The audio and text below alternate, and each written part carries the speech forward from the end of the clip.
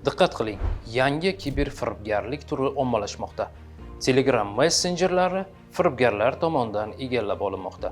Yaqinlaringiz yoki tanishlaringizdan sizga tanlovda ishtirok etayotganligi va unga ovoz berishingiz zarur ekanligi to'g'risida Telegram messenjeridan xabar keladi.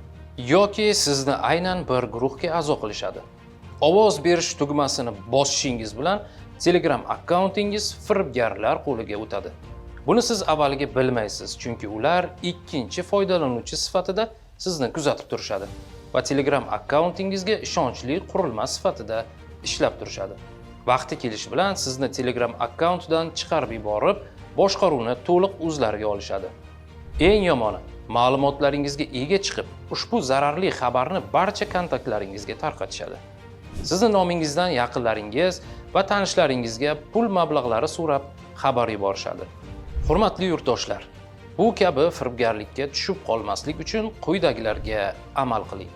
Hech qanday menga ovoz bering yoki shu kabi Telegram orqali kelgan xabar va havolalarga bosa ko'rmang, ularga ishonmang.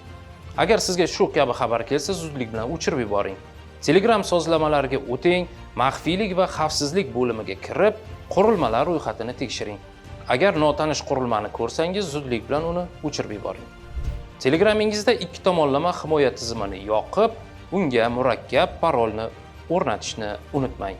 Agarda Telegram orqali yaqinlaringizdan mening kartamga pul tashlab ber degan xabar kelsa, bunga aslo ishonmang. O'sha yaqiningizga qo'ng'iroq qilib, ushbu xabarni tekshiring. Salomat bo'ling.